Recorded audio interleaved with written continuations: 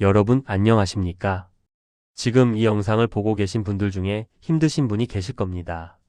삶이 힘드신 분, 관계가 힘드신 분, 마음이 지치신 분. 부처님도 한때는 여러분과 같았습니다. 왕자로 태어났지만 행복하지 않았습니다. 모든 것을 가졌지만 평화롭지 않았습니다. 그래서 모든 것을 버리고 출가했습니다. 6년 동안 고행했습니다. 뼈만 남을 정도로 굶었습니다. 하지만 답을 찾지 못했습니다. 어느 날 보리수 나무 아래 앉았습니다. 답을 찾을 때까지 일어나지 않으리라. 그날 밤 별이 떠올랐습니다. 그 순간 깨달았습니다. 부처님은 외쳤습니다. 모든 고통의 원인은 집착이다. 집착을 버려라. 그것이 자유다. 오늘은 부처님이 깨달으신 집착을 버리는 법에 대해 말씀드리겠습니다. 첫 번째 이야기입니다. 돈에 대한 집착. 부처님 시대에 아난타핀디카라는 부자가 있었습니다. 왕보다 부자였습니다. 금은 보화가 넘쳤습니다. 그런데 잠을 못 잤습니다. 밤마다 불안했습니다. 도둑이 들면 어떡하지? 사업이 망하면 어떡하지? 자식들이 재산을 낭비하면 어떡하지? 어느 날 부처님을 찾아갔습니다. 부처님, 저는 이렇게 돈이 많은데 왜 이렇게 불안합니까? 부처님은 조용히 물으셨습니다. 그대는 돈을 가지고 있습니까? 아니면 돈이 그대를 가지고 있습니까? 아난타핀디카는 그 순간 깨달았습니다. 자신은 돈의 주인이 아니었습니다. 돈의 노예였습니다. 돈을 지키려고 살았지 돈으로 사는 것이 아니었습니다. 부처님은 말씀하셨습니다. 재물은 흐르는 물과 같다. 붙잡으려 하면 빠져나간다. 손을 펴면 그냥 흐른다. 돈을 가지되 집착하지 마라. 물이 손을 스쳐가듯 그렇게 대하라. 그날부터 아난타핀디카는 변했습니다. 돈을 기부하기 시작했습니다. 가난한 사람들을 도왔습니다. 부처님을 위한 절도 지었습니다. 신기하게도 재산은 줄지 않았습니다. 오히려 마음이 편안해졌습니다. 밤에 잘 수 있게 됐습니다. 여러분은 어떻습니까? 돈을 가지고 계십니까? 아니면 돈에게 붙잡혀 계십니까? 돈 때문에 잠 못 이루고 계시진 않습니까? 부처님은 말씀하셨습니다. 재물에 집착하는 자는 재물의 노예가 된다. 재물을 놓는 자는 재물의 주인이 된다. 두 번째 이야기입니다. 명예에 대한 집착. 부처님의 제자 아난다. 부처님의 사촌 동생이자 25년을 부처님을 모신 분입니다. 부처님의 모든 말씀을 기억했습니다. 지금 우리가 읽는 경전의 대부분이 아난다가 기억한 것입니다. 그런데 문제가 있었습니다. 25년을 부처님 곁에 있었지만 깨달음을 얻지 못했습니다. 왜일까요? 부처님이 열반에 드신 후 제자들이 모였습니다. 경전을 정리하기 위해서였습니다. 그런데 아난다는 회의장에 들어갈 수 없었습니다. 깨달음을 얻지 못했기 때문입니다. 아난다는 충격을 받았습니다. 나는 25년 동안 부처님의 그림자처럼 따라다녔는데, 부처님의 모든 말씀을 들었는데, 왜 나만 깨달음이 없는가? 밤새 명상했습니다. 그리고 새벽 깨달았습니다. 나는 깨달음을 구한 것이 아니었다. 부처님의 제자라는 명예, 부처님 곁에 있다는 자부심, 사람들의 인정. 이것들을 구했구나. 그 순간 깨달음이 왔습니다. 아난다는 마침내 아라한이 되었습니다. 회의장 문이 열렸습니다. 부처님의 말씀이 떠올랐습니다. 명예를 구하는 자는 평화를 잃고 진리를 구하는 자는 자유를 얻는다. 남들이 나를 어떻게 볼까? 이 생각을 하는 순간 내 삶은 사라진다. 여러분은 어떻습니까? 무엇을 구하고 계십니까? 남들의 인정입니까? 아니면 내 마음의 평화입니까? 좋아요, 숫자에 1에 일비하고 계시진 않습니까? 부처님은 말씀하셨습니다. 타인의 시선에서 자유로워져라. 그것이 진정한 자유다. 세 번째 이야기입니다. 과거에 대한 집착. 어느 날 한 노인이 부처님을 찾아왔습니다. 항상 과거 이야기만 했습니다. 젊었을 때는 내가 잘났었는데, 옛날에는 내가 이랬었는데, 그때 그렇게 하지 않았더라면. 부처님이 물으셨습니다. 그대는 지금 몇 살입니까? 노인이 대답했습니다. 70살입니다. 부처님이 다시 물으셨습니다. 그렇다면 그대는 70년을 살았습니까? 아니면 똑같은 과거를 70년 동안 반복하고 있습니까? 노인은 아무 말도 못했습니다. 부처님은 계속 말씀하셨습니다. 과거는 이미 죽었습니다. 아무리 붙잡아도 돌아오지 않습니다. 미래는 아직 태어나지 않았습니다. 아무리 걱정해도 오지 않을 수 있습니다. 오직 지금 이 순간만이 진실입니다. 과거를 놓고 지금을 사십시오. 부처님은 계속하셨습니다. 지금 이 순간 숨을 쉬고 있습니까? 그것으로 충분합니다. 지금 이 순간 걸을 수 있습니까? 그것으로 충분합니다. 인생은 매일 사는 것입니다. 그뿐입니다. 그 노인은 깨달았습니다. 자신이 과거에 살고 있었다는 것을. 그날부터 노인은 변했습니다. 과거 이야기를 멈췄습니다. 지금을 살기 시작했습니다. 여러분은 어떻습니까? 지금을 살고 계십니까? 아니면 과거에 살고 계십니까?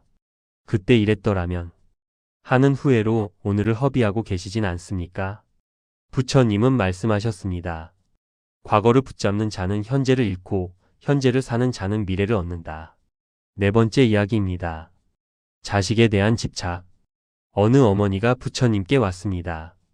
아들이 출가하려 한다고 말렸습니다. 부처님, 제 아들이 출가하겠다고 합니다. 말려도 듣지 않습니다. 어떻게 해야 합니까? 부처님이 물으셨습니다. 아들을 사랑하십니까? 어머니가 소리쳤습니다. 물론입니다. 목숨보다 사랑합니다. 그래서 출가를 못하게 하는 겁니다. 부처님은 조용히 말씀하셨습니다. 그것은 사랑이 아닙니다. 집착입니다. 진정으로 사랑한다면 자유롭게 해야 합니다. 부처님은 비유를 드셨습니다. 새를 사랑한다면 새장에 가두는 것이 아니라 하늘로 날려보내야 합니다. 아들을 사랑한다면 그의 길을 가도록 해야 합니다. 붙잡으면 붙잡을수록 아들은 더 멀어질 것입니다. 놓아주십시오. 그것이 진정한 사랑입니다. 어머니는 눈물을 흘렸습니다. 그리고 아들을 놓아줬습니다. 신기하게도 아들과의 관계는 더 좋아졌습니다. 자유로워진 아들이 오히려 자주 찾아왔습니다. 여러분은 어떻습니까? 자식을 사랑하고 계십니까? 아니면 소유하려 하고 계십니까? 내가 낳았으니 내 말을 들어야 한다. 이렇게 생각하고 계시진 않습니까? 부처님은 말씀하셨습니다. 사랑은 소유가 아니라 존중이다. 붙잡는 것이 아니라 놓아주는 것이다. 다섯 번째 이야기입니다. 건강에 대한 집착. 부처님도 늙으셨습니다. 80세가 되시니 여기저기 아프셨습니다.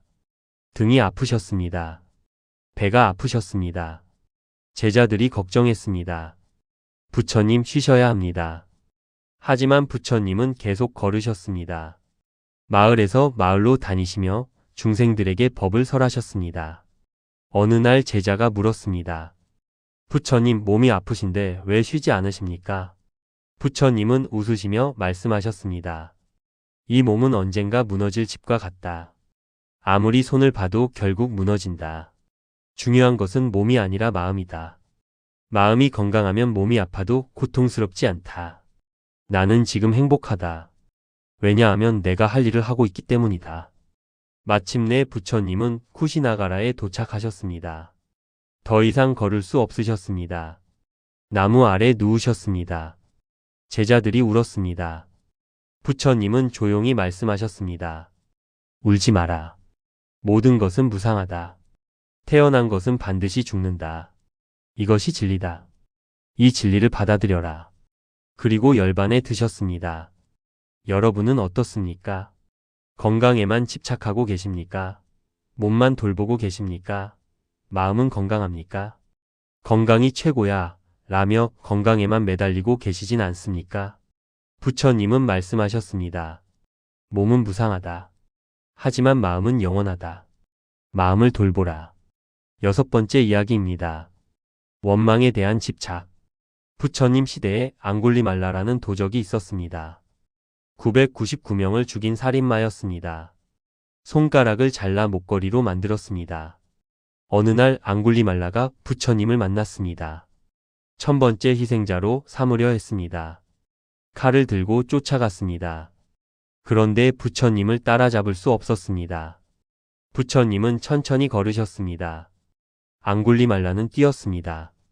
그런데 거리는 좁혀지지 않았습니다. 앙굴리말라가 소리쳤습니다. 멈춰라. 부처님이 대답하셨습니다. 나는 이미 멈췄다. 멈추지 못한 것은 너다. 앙굴리말라가 물었습니다. 무슨 뜻입니까? 부처님은 말씀하셨습니다.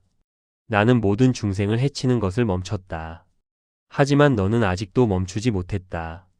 나는 증오를 멈췄다. 하지만 너는 아직도 미워하고 있다. 진정으로 멈춰야 하는 것은 너다. 그 순간 앙굴리말라는 무릎을 꿇었습니다. 칼을 던졌습니다.